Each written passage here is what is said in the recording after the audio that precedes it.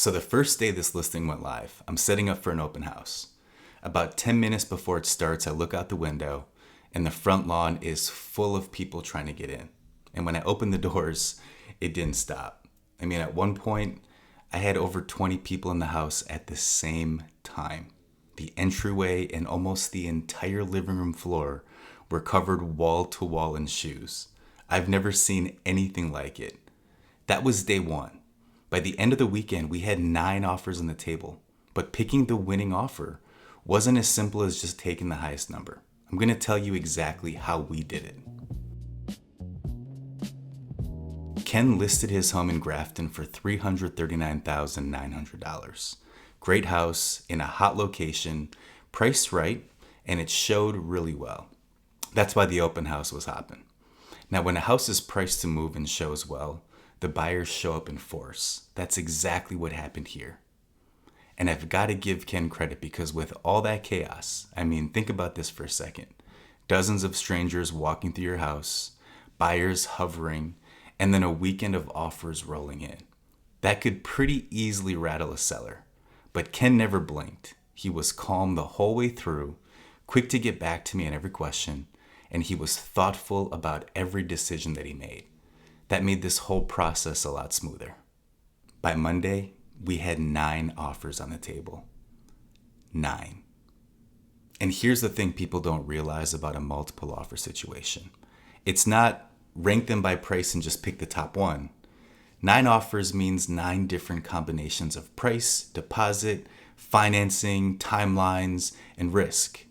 Some offers look amazing on day one, then 2 weeks later the financing falls through, or the appraisal comes in low, and now the whole thing's in trouble.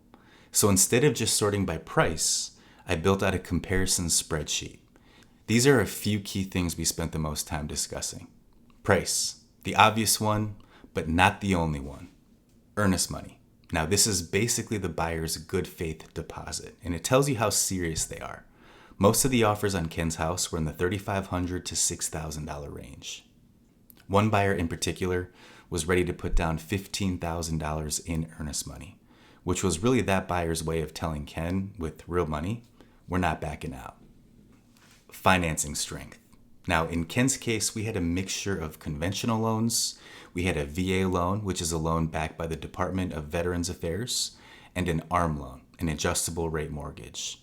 They all carry different risks, different requirements, and different odds of the loan actually closing without any issues. Appraisal gap coverage. When homes sell above list price, and in Ken's case, quite a bit above, there's a risk that the home won't appraise at the sale price. So if a buyer agrees to cover part of that gap out of pocket, that protects the seller from the deal getting renegotiated later on. One of the offers Ken received included the buyer agreeing to $10,000 in appraisal gap coverage if that happened. And timeline. The inspection window, financing contingency, closing date, all of it affects how smooth the deal goes.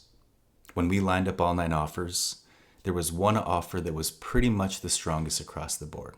Not just the highest price, but the biggest earnest money deposit on the table and real appraisal gap protection built in. It was a great buyer that was excited about the home, and their agent communicated well and was easy to work with. That all made this an easy process through the finish line. And that's the one Ken went with. We closed at $380,038, about $40,000 over asking. So if you're thinking about selling, here's the real lesson. When you get multiple offers, don't just look at the top line number. Look at the deposit, the financing, the appraisal protection, and the timeline. That's what actually gets you to closing without a headache. And honestly, flip it around, it's the same lesson for buyers. A bigger earnest money deposit, agreeing to cover some appraisal gap risk, a clean timeline. Those are some of the things that can make your offer stand out, even against buyers offering more money. Price gets you noticed. The rest of the package gets you chosen. If you're thinking about selling and want to know what your house could realistically sell for right now, reach out and I'll walk you through it. And if you're buying and you want your offer to actually compete in a situation like this, reach out and let's talk about how to build one that stands out. As always, Thank you for watching. And remember, whatever move you make next, make it a smart one. See you next week.